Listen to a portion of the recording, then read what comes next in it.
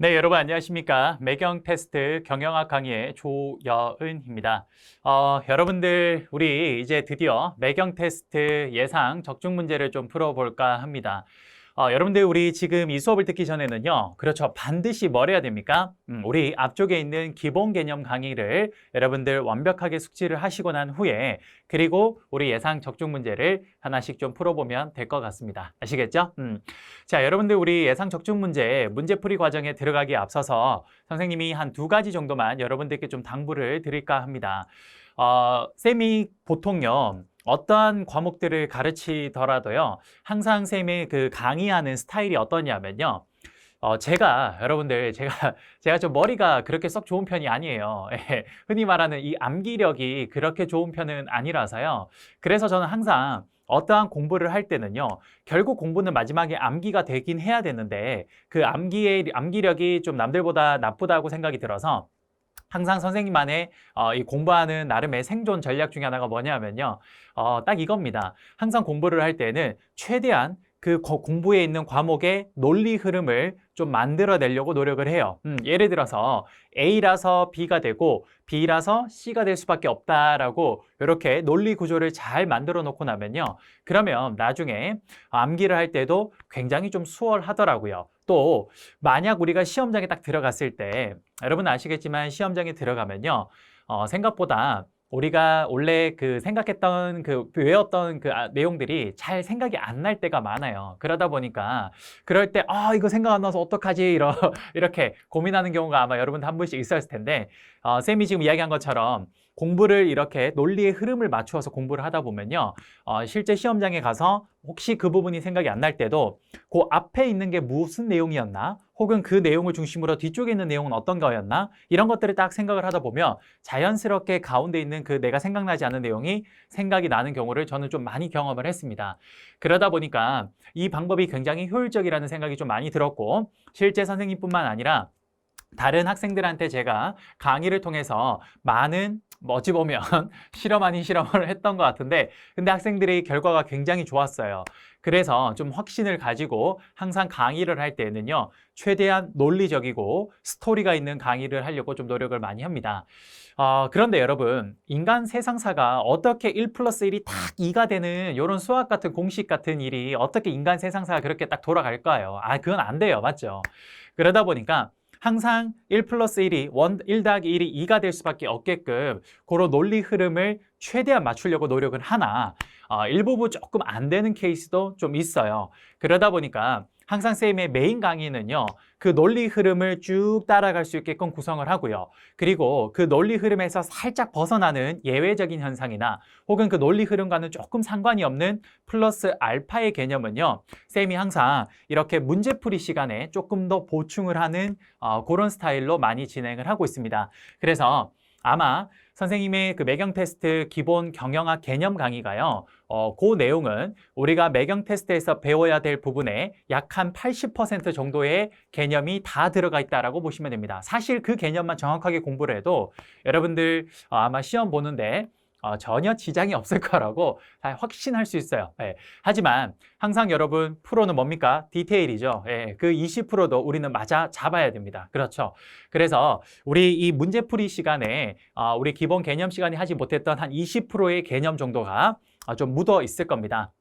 그래서 전체 문제 중에 약 한 80% 정도는 기본 개념만 잘 알고 있으면 얼마든지 풀 수 있는 문제로 구성이 되어 있고요. 그 다음 플러스 한 20% 정도는요. 우리 기본 개념에서 배우지 않았던 그런 내용들이 여기에 살짝 담겨 있을 수 있습니다. 그건 왜 그러냐? 쌤이 서두에서도 말씀드린 것처럼 전체 논리 흐름에서 약간 방해가 되는 개념들은 이렇게 문제에 따로 뽑아서 우리가 한번 정리하는 시간을 갖도록 하겠습니다. 뭐 이렇게까지 하면요. 사실상 우리가 시험 범위 100%를 다 커버하고 시험장에 들어간다라고 보시면 될 것 같습니다. 아시겠죠? 네. 그래서 첫 번째로 여러분 좀 당부드리고 싶은 이야기는 우리가 개념 때 배웠던 내용이 아닌 것들이 여기에 좀 나올 수 있다. 그 이유는 말씀드린 대로 그 논리 흐름에서 살짝 벗어나는 것이기 때문에 기본 개념에서 설명하기에는 큰 논리의 흐름을 자칫 잘못 해칠 수가 있기 때문에 그것들만 따로 빼서 우리가 문제풀이 시간에 함께 좀 수록을 해서 여러분들과 한번 다뤄보도록 하겠습니다. 아시겠죠? 첫 번째 내용 요거고요. 두 번째로 여러분들 우리 매경 테스트는요, 경제학과 경영학이 함께 있는데요. 여기에서 경제학과 경영학의 학문적인 이론과 관련된 문제들이 상당 부분 있습니다. 하지만 그게 100% 이론 관련된 문제만 있는 게 아니라 일부는요, 여러분 어떻습니까? 우리 흔히 알고 있는 시사상식 내용들이 담겨 있어요. 그래서 쌤이 시사상식은 웬만한 선생님들의 강의에서는 따로 하진 않습니다. 왜냐하면 그건 이제 소위 말하는 상식이다 보니까요. 그래서 쌤이 뭐 따로 그걸 수업을 할 수는 없긴 해서 제가 그러한 시사상식 기출되었던 문제들 중에 우리가 경영학에 합당한 것들만 좀 추려서 제가 여기 각각의 과목들의 그 뒤쪽에 몇 문제를 좀 실었습니다. 그러다 보니까 그런 내용들도 여기 문제에는 함께 실려 있어요. 그래서 우리 문제풀이는 이렇게 진행이 될 것 같아요. 정리를 해보자면 첫 번째로는요. 일단 여러분들이 기본 개념 강의를 배웠던 것들을 그대로 여기에 일단 실어서 최대한 한 80%나 70에서 80% 문제는요. 기본 개념 강의에서 했던 개념들이 여기에 문제로 다 실려 있습니다. 한 7, 80%는 그 문제라고 보시면 될 것 같고요. 나머지 한 20, 30%의 문제는요.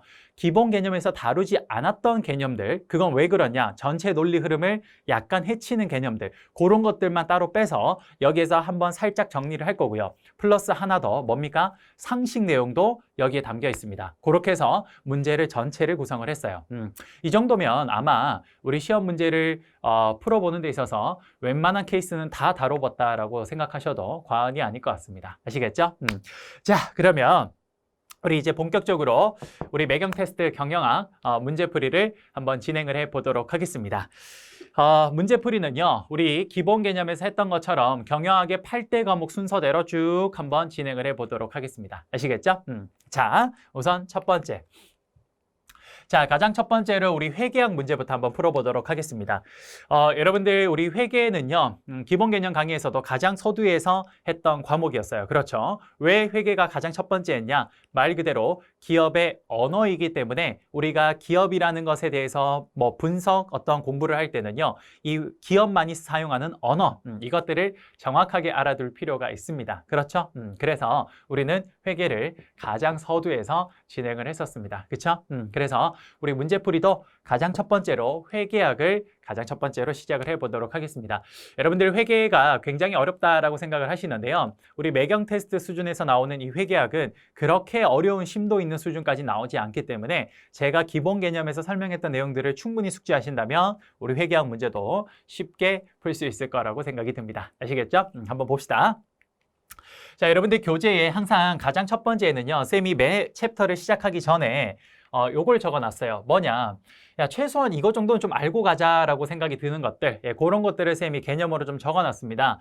뭐 당연히 재무제표의 작성 순서 정도는 여러분들이 기본적으로 알고 계셔야 돼요. 왜? 우리 매경 테스트에 실제 기출 문제로 몇 번 나온 적이 있으니까 요 정도는 기본적으로 알고 계시면 좋을 것 같고요.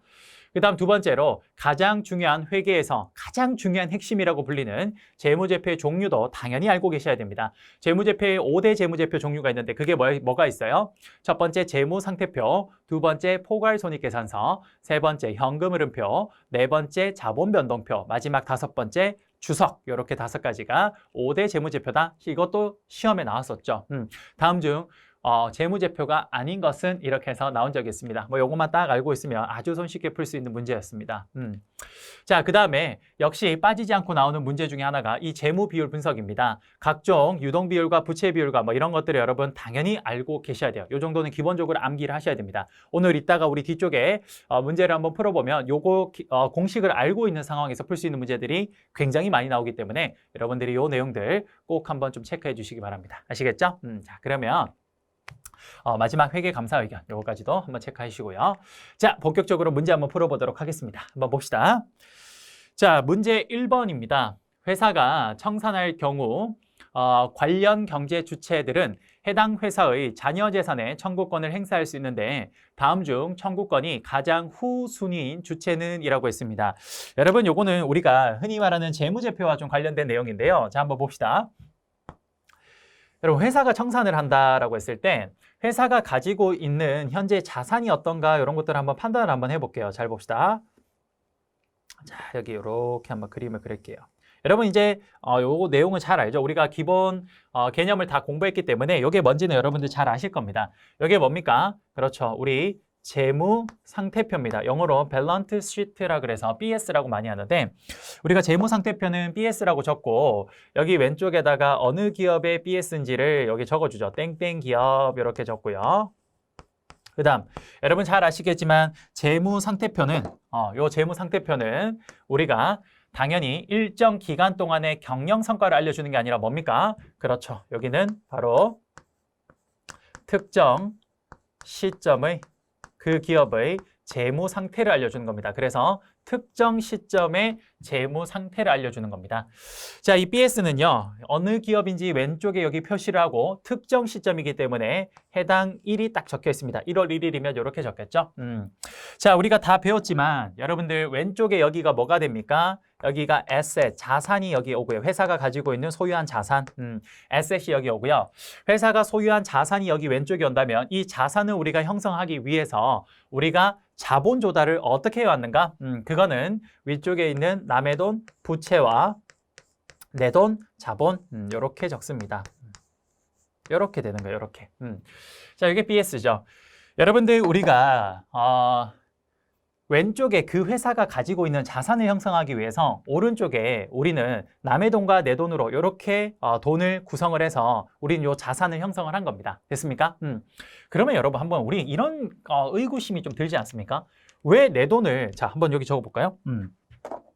여기 보시면 자본이 뭐냐? 이게 내 돈, 내 돈, 진짜 내 돈, 주주들 돈이니까. 그다음 부채는 뭡니까? 남의 돈이죠.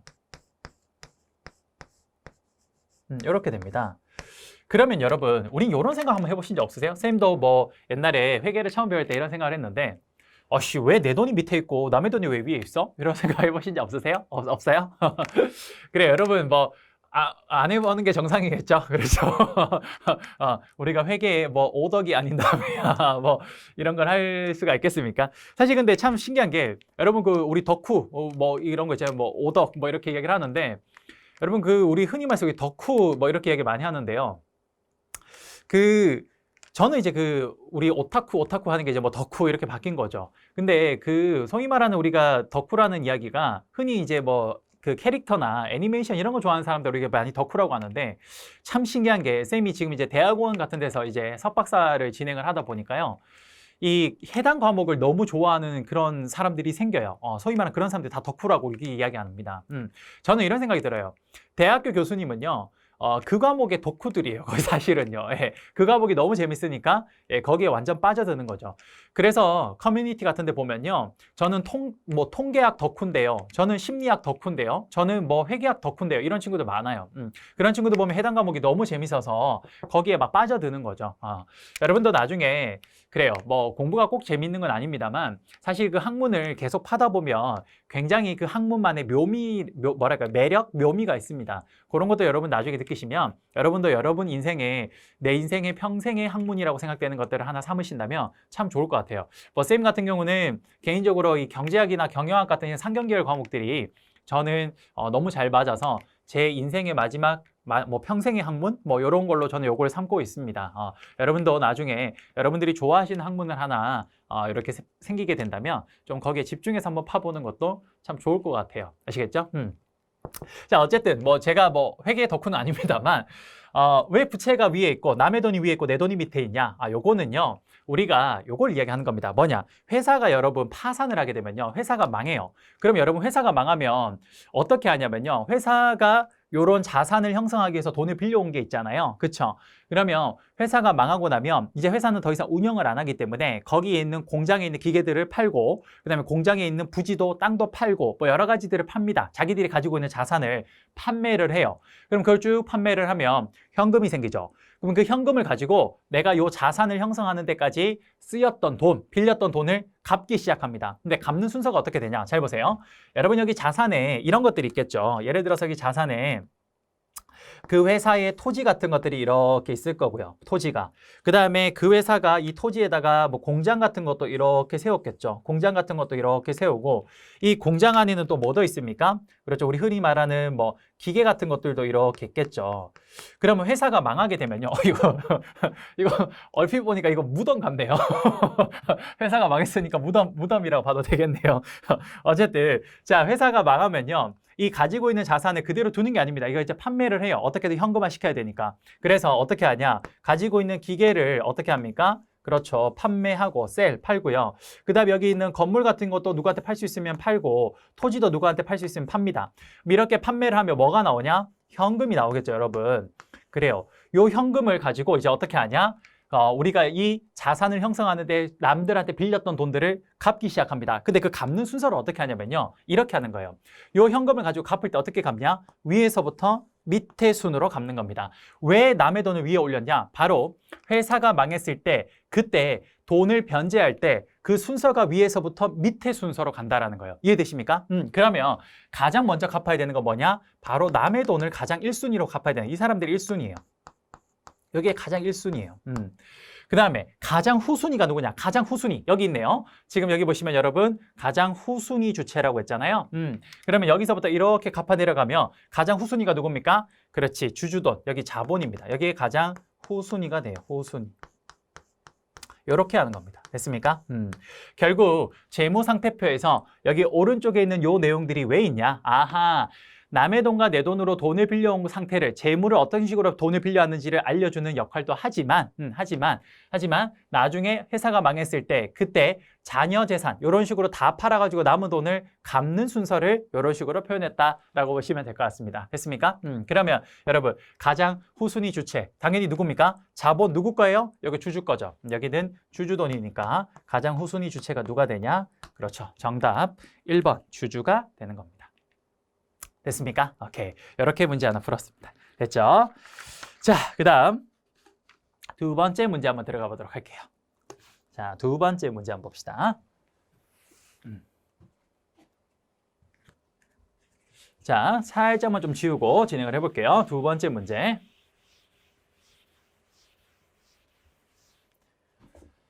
자, 2번. 다음 중 유동부채가 아닌 것은? 이라고 있습니다. 유동부채가 아닌 거. 자, 여러분 유동부채라는 말이 딱 나오면 여러분들 머릿속에 뭐가 그려져야 되냐? 아하, 요거는 지금 재무상태표 묻는 거구나. 요게 머릿속에 딱 들어와야 됩니다. 다시 한번 그려보죠. 자, 재무상태표를 이렇게 그리면요. 자, 재무상태표를 이렇게 딱 그리고 여러분 아시겠지만 재무상태표를 표시하는 BS가 여기 이렇게 적혀야 되고요. 그 다음에 어느 기업인지 왼쪽에 적히고 오른쪽에 특정 날짜가 적혀야 됩니다. 그쵸? 자, 이랬을 때 왼쪽에 뭐가 오냐? 여기에 자산이 오고요. 회사가 소유하고 있는 에셋, 자산이 오고요. 이 자산을 형성하기 위해서 그렇죠. 가지고 있는 남의 돈, 부채와 내 돈, 자본, 돈을 이렇게 조달해 왔다. 이렇게 보면 되겠죠?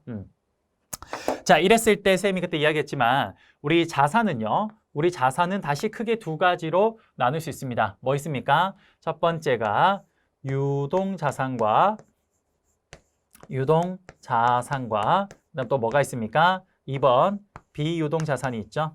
비유동자산이 있어요. 비유동자산. 오케이. 이 두 개가 있고요. 그 다음 역시 부채도 뭐가 있습니까? 그렇지. 여기 부채도 역시 첫 번째로 유동부채가 있고요. 유동부채가 있고요. 그 다음에 두 번째 또 뭐가 있습니까? 그렇죠. 비유동부채가 있습니다. 비유동부채. 이렇게 되어 있죠. 오케이. 이 두 개가 있습니다. 지금 묻는 거는 뭐냐? 다음 중 유동부채가 아닌 것을 물었어요. 여러분 유동부채가 뭐였습니까? 1년 이내에 갚아야 되는 거예요. 유동부채는 뭐다? 1년 내에 갚아야 되는 돈. 비유동부채는 1년 이내에 갚지 않아도 되는 돈입니다. 그래서 여기 유동부채에 해당되지 않는 거를 물었죠.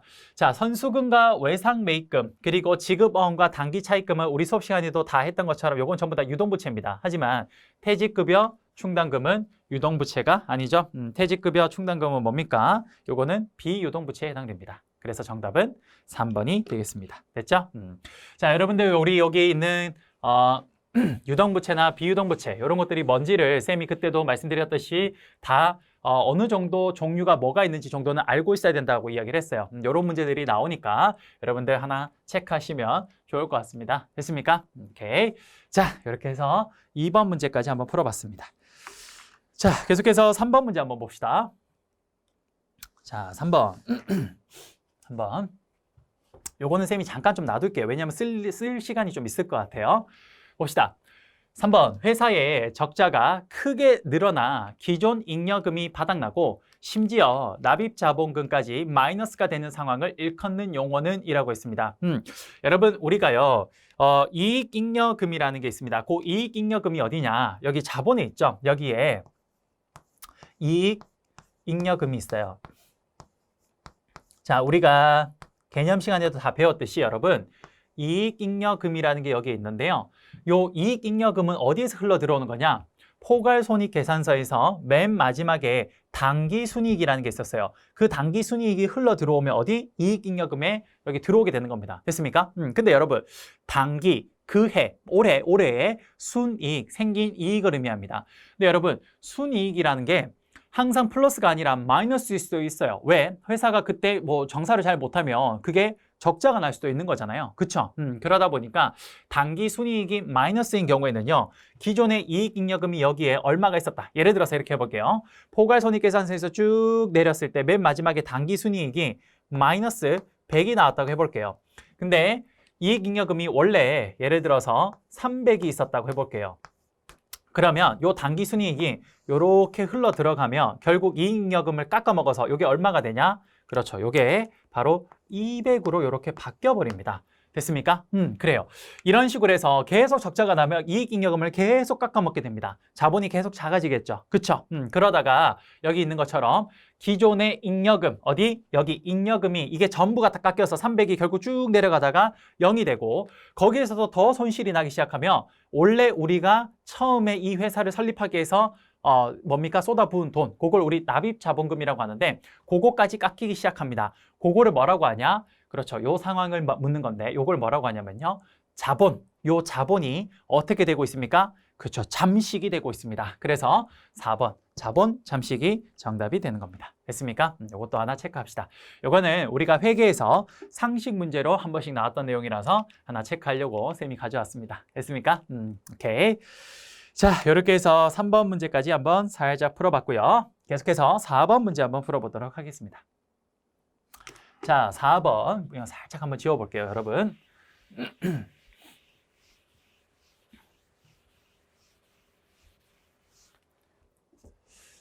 자, 4번 한번 봅시다. 다음은 한 기업의 분기보고서 내용이다. 이를 바탕으로 해당 기업의 부채 비율과 자기자본 이익률 ROE를 맞게 짝지어진 것은 여러분 그렇네요. 쌤이 아까 좀 전에 뭐라고 했습니까? 이것만 꼭 알고 가자라고 이야기했던 내용에서 재무 비율 꼭 암기하라고 이야기를 했죠. 그렇죠, 여러분. 문제가 이렇게 나옵니다. 우리가 기본 강의에서도 설명을 드렸다시피 여러분 한번 봅시다. 부채 비율, 우리가 지금 묻는 거는 기업의 부채 비율과 여기서 묻는 게 바로 기업의 부채 비율과 그리고 ROE, 자기자본 이익률 요거를 지금 구하라고 이야기를 한 거예요. 부채 비율 첫 번째, 그다음 두 번째 자기자본 이익률 요 두 가지를 찾으라고 했던 거죠. 자, 그러면 여러분 우리 배웠던 거 가지고 한번 해볼게요. 자, 첫 번째 부채 비율. 자, 이거는 여러분들 해당 내용을 암기를 했으면 아주 손쉽게 구할 수 있는 문제가 됩니다. 자, 볼게요. 여러분, 부채 비율 어떻게 구했습니까? 그렇지. 분모에 뭐가 오냐면 자본 총계가 오고요. 자본의 총계, 자본량. 그 다음에 분자에 뭐가 옵니까? 분자에 부채 총계가 옵니다. 요걸 꼭 암기하고 있어야 돼요, 여러분. 요거는 암기를 하지 않으면 아예 풀 수 없는 문제입니다. 개인적으로 선생님 암기하는 거 되게 싫어해서 이런 거 암기하는 거 되게 싫어하는데 어쩌겠습니까? 이게 시험 문제 나오는데 암기하기 싫다 그래서 에이씨 안 해 이러면서 요 문제 딱 나왔을 때 나 암기 안 했으니까 너는 패스 이렇게 하는 순간 여러분 시험이 어떻게 됩니까? 이제 여러분도 시험이 또 패스 되는 거죠. 다음번 시험을 또 봐야 될 거예요. 예. 그러니까 꼭 여러분들 암기 부탁드리겠습니다. 첫 번째 부채 비율에 대해서 한번 볼게요. 자, 여러분, 요 문제는 되게 쉬워요. 요거 문제에서 업그레이드 된 문제가 좀 이따가 나올 텐데 요 문제는 너무 쉽게 모든 걸 다 알려주고 있습니다. 그래서 여기에서 갖다 이렇게 붙이면 돼요. 실제 한 몇 년 전에 매경 테스트는 요렇게 아주 손쉽게 나왔는데 지금은 요거에서 약간 업그레이드 버전으로 쌤이 한 두세 문제 뒤에 보면 요거 업그레이드 된 문제가 하나 있습니다. 그렇게 요즘에는 나와요. 자, 볼게요. 자, 부채 비율은 뭡니까? 자본 총계분의 부채 총계예요. 그러면 자본 총계가 여기 있네요. 얼마입니까? 80이라고 적혀 있습니다. 한번 적어 볼게요. 자본 총계가 80, 여기가 80. 그 다음에 여러분 부채 총계 여기 얼마입니까? 40, 쉽네요. 80분의 40 몇 퍼센트입니까? 그렇죠. 50%가 됩니다. 50%. 그래서 첫 번째 부채 비율은 50%가 되겠네요. 됐습니까? 자, 그 다음 두 번째 ROE 한번 봅시다. ROE. 자, ROE는 어떻게 구합니까? 자기자본이익률. 사실 ROE는 여러분 나중에 증권사에 가시게 되면 아주 많이 쓰게 돼요. 쌤이 증권사 출신이라서 ROE 이런 것들을 굉장히 많이 사용을 해서 기업 분석을 했던 경험이 있었습니다. 자, 한번 봅실게요. ROE는 뭐냐면요. 여러분, 역시 똑같이 자본 총계분의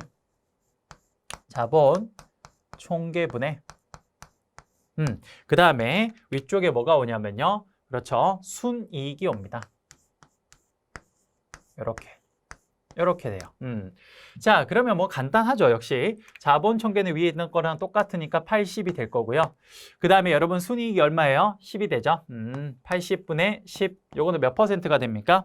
요거는 12.5%가 되겠네요. 여러분 계산해 보면 되겠죠? 12.5%. 오케이. 그래서 결국 정답은 몇 번이 됩니까? 정답은 4번이 되겠습니다. 정답은 여기 있는 4번이 되겠어요. 됐어요? 간단하죠? 자, 여러분 해당 문제는요. 여러분들이 제가 말씀드린 그 내용을 반드시 암기하고 있으면 되게 손쉽게 풀 수 있는데 그걸 암기하고 있지 않다면 되게 어렵게 느껴지는 사실 문제죠. 암기했다면 합격, 암기했다면 맞출 수 있는 거고 암기하지 못했다면 무조건 틀리는 문제입니다. 매경 테스트에서 되게 좋아하는 문제 중에 하나이기 때문에 꼭 좀 체크를 해주시면 좋을 것 같아요. 자, 계속해서 5번 문제 한번 보도록 하겠습니다. 5번. 자, 5번 한번 봅시다.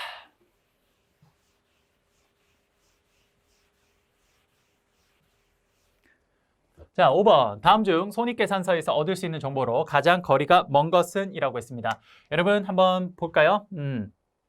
우리가 가장 중요한 두 가지의 재무제표가 있는데 하나는 뭡니까? 재무상태표, 밸런스 시트.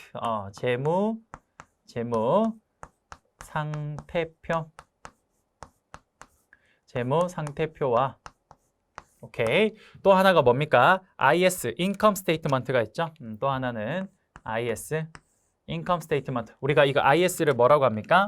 이걸 포괄 손익계산서 이렇게 해야죠. 여기 지금 여기 있는 것처럼 손익계산서로 그냥 적죠.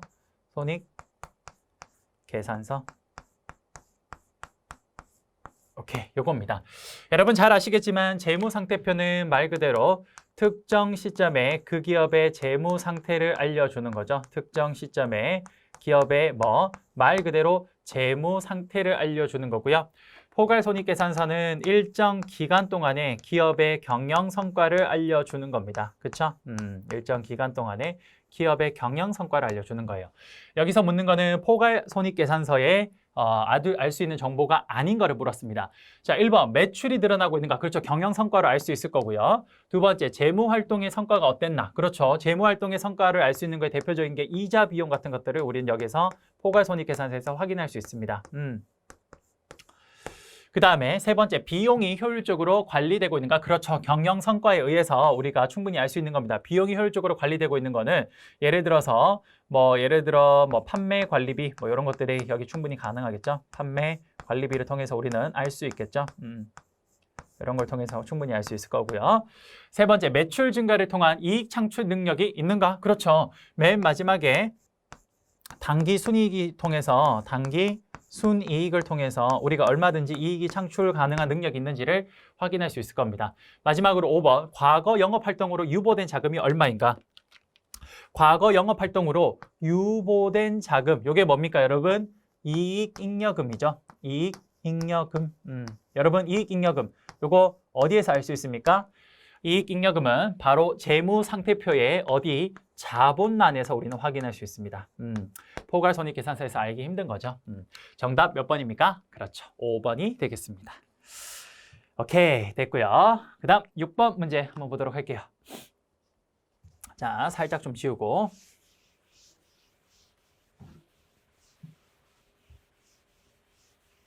자, 봅시다. 6번 문제 한번 보도록 할게요. 자, 6번. 다음의 보기 중에 성격이 다른 하나를 찾으세요 라고 했습니다. 자, 볼게요.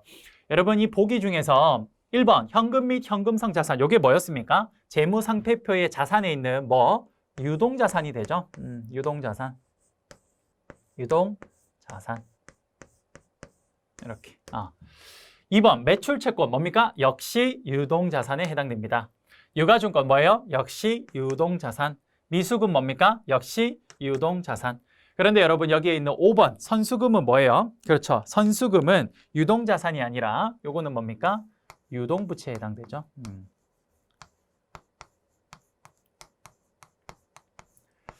그래서 다음 중 성격이 다른 거 하나를 찾아라고 했으니까 5번 선수금만 유동부채고 나머지는 유동자산에 해당됩니다. 됐습니까? 여러분 여기 해당 내용에 매출채권 뭐 이런 것들의 세부적인 내용은 여러분 모르셔도 유동자산 안에 이런 것들이 있구나 정도는 알고 계셔야 됩니다. 시험 문제가 이런 식으로 나오니까요. 아시겠죠? 오케이. 요거 하나 체크하시면 되겠습니다. 됐고요. 정답 5번 됐고. 자, 다음 7번 문제 한번 봅시다. 7번. 자, 살짝만 지우고 또 해봅시다. 7번. 상장회사인 A사가 액면 분할을 할 경우 A회사에 미치는 재무 영향으로 거리가 먼 것은 이라고 했습니다. 여러분 상장회사인 A회사가 여기서 지금 말하는 액면 분할이라는 걸 했대요. 여기 뭐 뭐냐면요. 이런 거예요. 예를 들어서 삼성전자라는 회사가 있다고 해볼게요. 삼성전자가요. 예를 들어 10만 원짜리 주식 하나당, 자 주식 하나당 얼마냐면 10만 원이에요.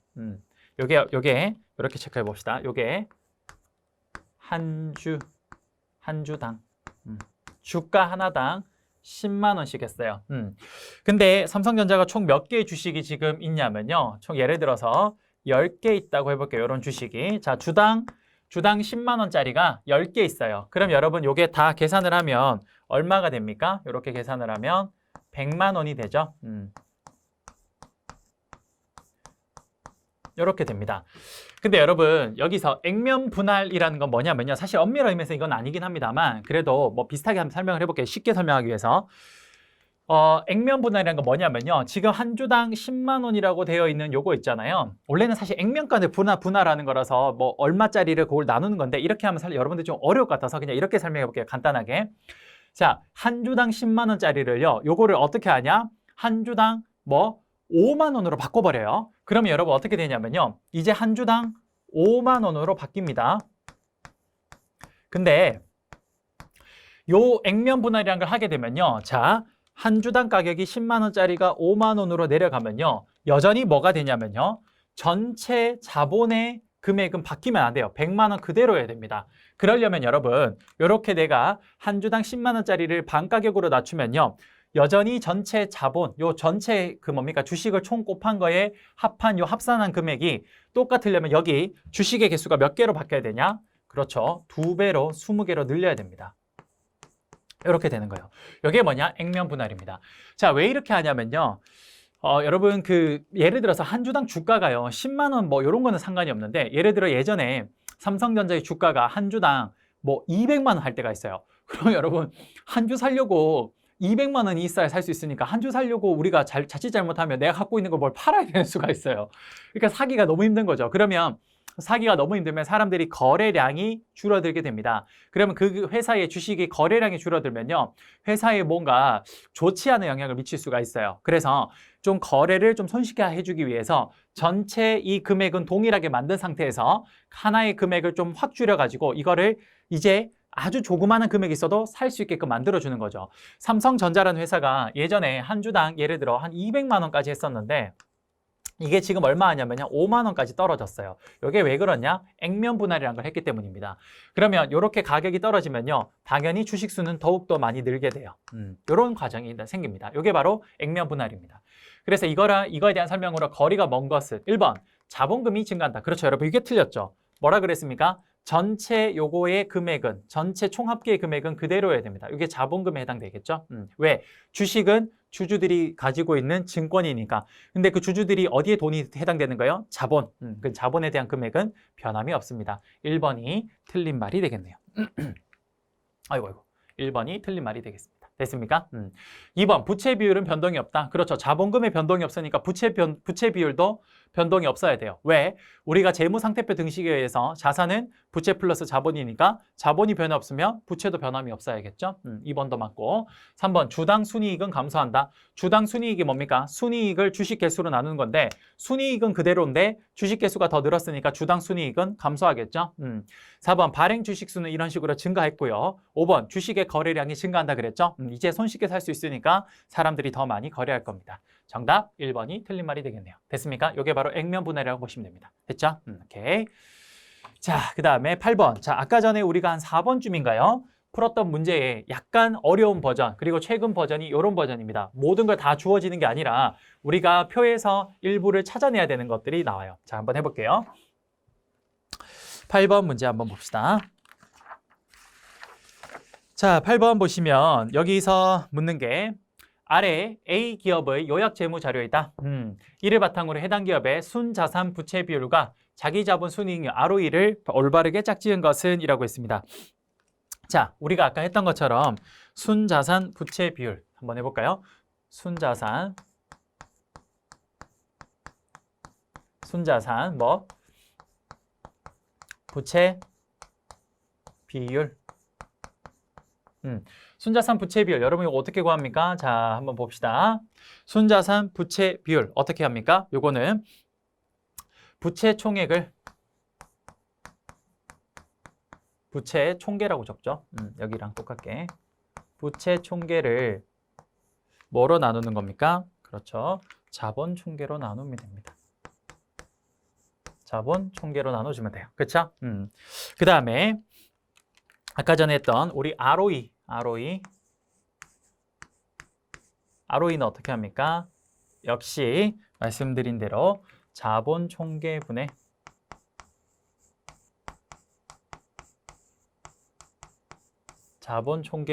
뭐 순이익으로 나눠주면 되죠.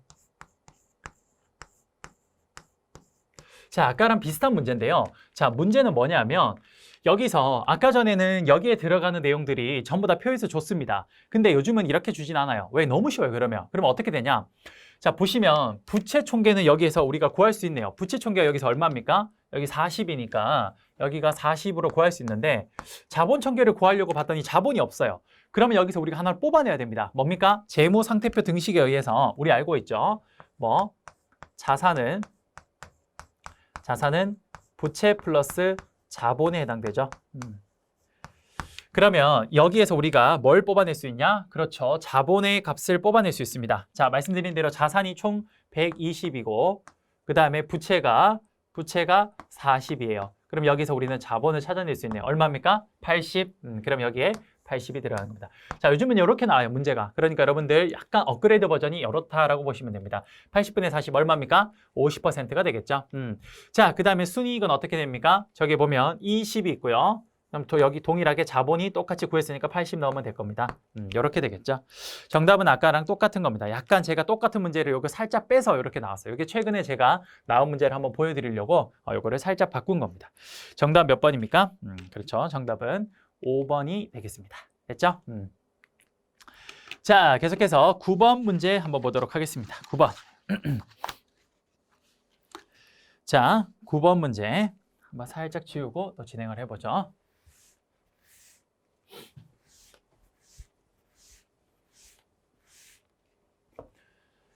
자, 아래 A 기업의 재무 정보를 읽고 총 자산 회전율을 구하면 이라고 했습니다. 자, 총 자산 회전율을 구하세요라고 했습니다. 자, 여러분 우선 총 자산 회전율을 어떻게 구하는지 한번 봅시다.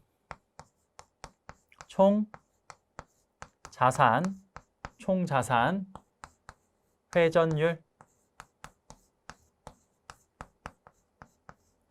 자, 여러분 총 자산 회전율이 어떤 건지 한번 보면요. 총 자산 회전율은 어떻게 구하냐? 자, 우선 분자에 매출액을 놓고요. 매출액을 놓고 그 다음 분모에 뭘 놓습니까? 총 자산을 놓습니다. 총 자산. 이렇게 하죠. 자, 중요한 건 매출액은 여기 있어요. 매출액이 얼마입니까? 500이라 나와 있죠. 그러면 매출액은 여기서 우리가 총자산 회전율을 구할 때 바로 500이라고 찾아낼 수 있는데 총자산이 지금 얼마인지 안 나와 있어요. 총자산이요. 그쵸? 그러면 총자산을 어떻게 구할 수 있냐? 그거는 바로 ROE에서 우리가 유추해낼 수 있습니다. 여러분, ROE, 이거 아까 어떻게 구했습니까? 한번 해볼까요? ROE는 자, ROE 어떻게 구했습니까? ROE는 순이익분의 그 다음에 분모에 뭐가 옵니까? 그렇죠. 순이익분의 자본 총계가 옵니다.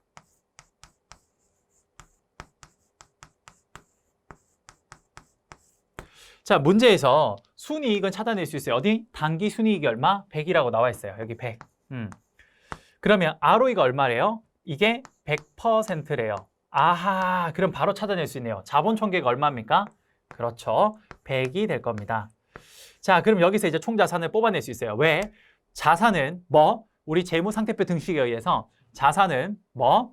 부채 플러스 자본 됐습니까? 예, 그러니까 자본이 100이고 부채가 300이니까 여기에 얼마 값이 들어갑니까? 총자산에 그렇죠. 400이 들어갈 겁니다. 이렇게 되는 거죠. 그러면 총자산 회전율 구할 수가 있겠네요. 총자산 회전율은 400분의 500이니까 4분의 5 값이 얼마입니까? 125%가 되는 겁니다. 됐습니까? 오케이. 정답 3번이 되겠네요. 됐죠? 자, 그 다음에 10번 문제 한번 봅시다. 10번.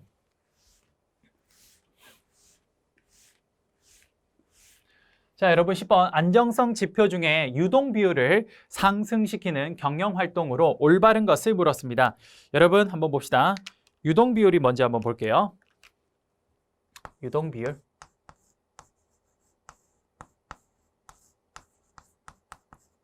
자, 유동 비율은 어떻게 구하는 거냐면요. 유동 비율은 여러분 어떻게 구해요? 그렇죠? 유동 자산분의 유동 자산분의 이거를 뭐로 나눠줍니까? 유동 부채로 나눠주는 거죠. 이렇게. 자, 그럼 여러분 문제가 이거예요. 뭐냐면요. 유동 비율을 상승시켜야 된대요. 자, 그럼 여러분 우리 분수의 특징으로 여기 전체 값이 이렇게 상승을 하려면요. 당연히 어떻게 되냐면 자산이 상승하거나 여기 분자가 커지거나 혹은 분모가 작아져야 됩니다. 맞습니까? 그래요. 자, 그러면 한번 볼게요. 1번. 회사채 발행을 줄인다라고 했습니다. 지금 우리가 유동비율을 상승시키는 경영활동으로 올바른 것을 찾으라 그랬죠? 자, 한번 볼게요. 1번. 회사채 발행을 줄인다라고 했습니다. 여러분, 회사채는 뭐에 해당되냐면요. 회사채는 유동부채가 아니라 회사채는 비유동부채에 해당이 돼요. 비유동부채. 그러다 보니까 여러분 요거를 뭐 늘리고 줄이는 건 사실 여기에 있는 유동부채에 아무런 영향을 주지 않기 때문에 1번은 그냥 의미가 없는 말이 되겠네요. 됐습니까? 2번에 종업원들의 노동 생산성을 향상시킨다. 역시 아무런 의미가 없죠. 3번 장기 차입금을 단기 차입금으로 전환한다. 여러분 장기 차입금이 뭡니까? 요게 비유동부채인데 단기 차입금은 유동부채예요. 그러면 비유동부채를 뭡니까? 유동부채로 바꿔버리면 유동부채가 증가하겠죠? 여러분 유동부채를 줄여야 유동비율이 상승하는 건데 여기를 증가시키면 오히려 떨어지겠네요. 3번도 틀렸네요. 4번 보유하고 있는 현금을 이용해서 유형자산을 취득한다. 여러분 현금이 뭐예요? 이게 유동자산입니다. 이게 유동자산인데 이거를 사용했다라는 건 유동자산이 줄어드는 거겠죠. 분자가 줄어들면 유동비율은 감소하겠네요. 4번도 틀렸죠. 5번 일시적으로 신용조건을 완화해서 매출채권 수준을 높인다. 여러분 매출채권이 어디에 해당되냐? 유동자산에 해당됩니다. 요게 수준이 높아진다는 건 유동자산이 증가하겠네요. 정확하게 유동자산 증가해서 유동비율 증가하겠네요. 됐습니까? 그래서 정답은 5번이 되겠습니다. 됐습니까? 자, 여러분들 우리 우선 매경 테스트 첫 번째 강의, 문제풀이 첫 번째 강의는요. 여기에서 마무리를 하도록 하겠습니다. 아마 쌤이 거의 한 10문제 정도를 하나의 강좌로 구성을 해서 이렇게 끊어가면서 좀 진행을 할까 해요. 여러분들 수고 많으셨고요. 다음 시간에 계속해서 우리 회계학 문제를 남은 문제 함께 좀 풀어보도록 하겠습니다. 여러분들 수업은 계속 이렇게 진행이 될 거고요. 말씀드린 대로 전체 개념을 공부했다는 상태에서 우리가 이렇게 문제풀이를 계속 진행을 할 거니까 이대로 쭉쭉 따라와 주시면 될 것 같습니다. 아시겠죠? 여러분 수고 많으셨고요. 저는 다음 시간에 다시 찾아뵙도록 하겠습니다. 감사합니다.